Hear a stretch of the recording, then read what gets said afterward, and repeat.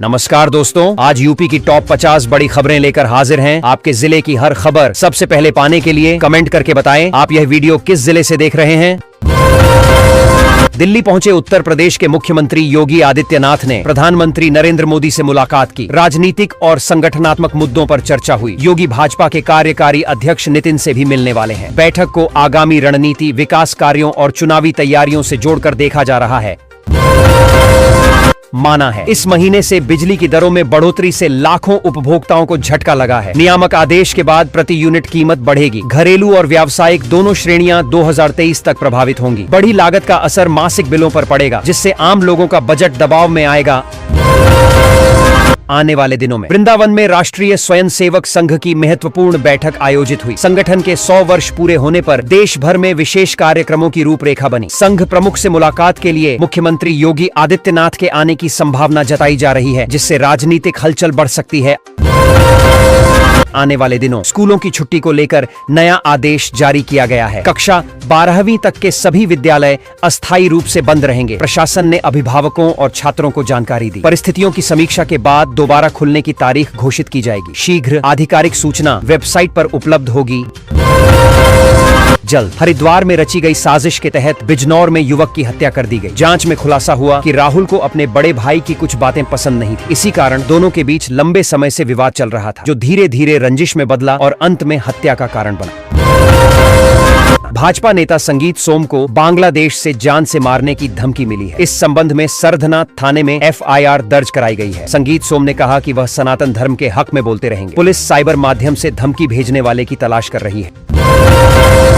घने कोहरे के कारण लखनऊ एयरपोर्ट पर उड़ानों का संचालन प्रभावित हुआ। एयर इंडिया एक्सप्रेस की एक फ्लाइट लैंड नहीं कर सकी और करीब 28 चक्कर लगाने के बाद उसे दिल्ली वापस लौटना पड़ा। खराब दृश्यता के चलते यह फैसला लिया गया, जिससे यात्रियों को काफी परेशानी झेलनी पड़ी। सहपऊ के ओमवीर सिंह युवाओं के लिए प्रेरणा बनते जा रहे हैं। अब तक 150 पदक जीत चुके ओमवीर ने विश्व मैराथन दौड़ में 10वां स्थान हासिल किया। सीमित संसाधनों के बावजूद उनकी मेहनत और लगन ने उन्हें अंतर्राष्ट्रीय स्तर पर पहचान दिलाई।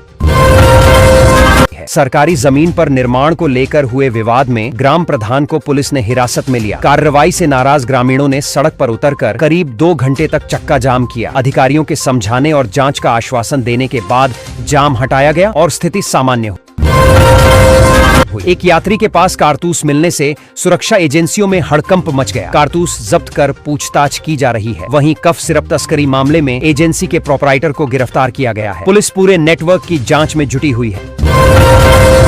कोलेस्ट्रॉल कम करने की कोशिश में लोग जरूरत से ज्यादा दवाओं और गलत डाइट का सहारा ले रहे हैं। विशेषज्ञों के अनुसार इससे हार्मोन संतुलन बिगड़ सकता है और हड्डियां कमजोर हो सकती हैं। सेहतमंद रहने के लिए संतुलित आहार और डॉक्टर की सलाह जरूरी है।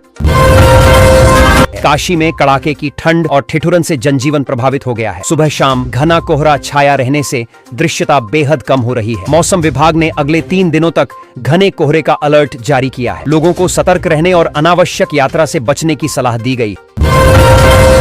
मिशन 27 को लेकर कांग्रेस ने उत्तर प्रदेश में बड़ी रणनीति तैयार की है। इसकी शुरुआत प्रियंका गांधी के जन्मदिन से की जाएगी। पार्टी संगठन को मजबूत करने, जनसंपर्क बढ़ाने और बूथ स्तर तक सक्रियता बढ़ाने पर फोकस करेगी। इसे 2027 विधानसभा चुनाव की तैयारी माना जा रहा है।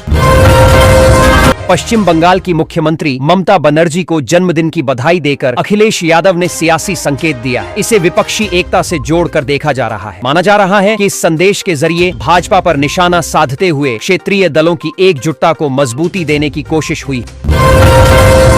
हरिद्वार और ऋषिकेश को सनातन पवित्र नगरी बनाने के प्रस्ताव ने सियासी और सामाजिक बहस छेड़ दी है। 105 घाटों पर गैर हिंदुओं के प्रवेश पर रोक की बात सामने आई है। समर्थक इसे धार्मिक पहचान से जोड़ रहे हैं, जबकि विरोधी इसे भेदभावपूर्ण कदम बता रहे हैं।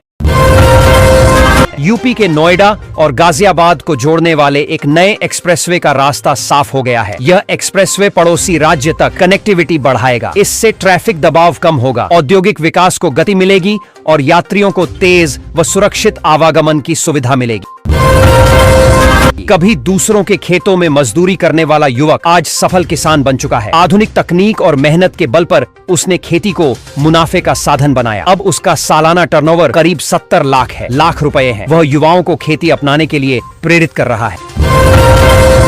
मंत्रिमंडल विस्तार की अटकलों के बीच मुख्यमंत्री योगी आदित्यनाथ ने प्रधानमंत्री नरेंद्र मोदी से मुलाकात की। इसके अलावा भाजपा अध्यक्ष जेपी नड्डा और कार्यकारी अध्यक्ष नितिन से मिलने का कार्यक्रम भी है।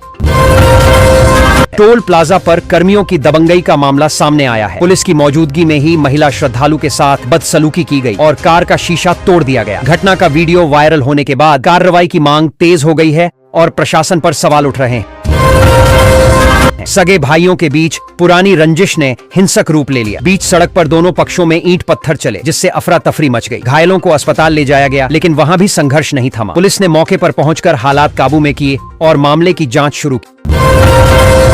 बीजेपी नेता दिनेश शर्मा ने ओवैसी और कांग्रेस पर तीखा हमला बोला। उन्होंने कहा कि ओवैसी के बयान देश को बदनाम करने वाले हैं। वहीं कांग्रेस पर निशाना साधते हुए कहा कि पार्टी अब राष्ट्रीय सोच से भटक चुकी है। बयान को लेकर सियासी हलचल तेज हो गई है।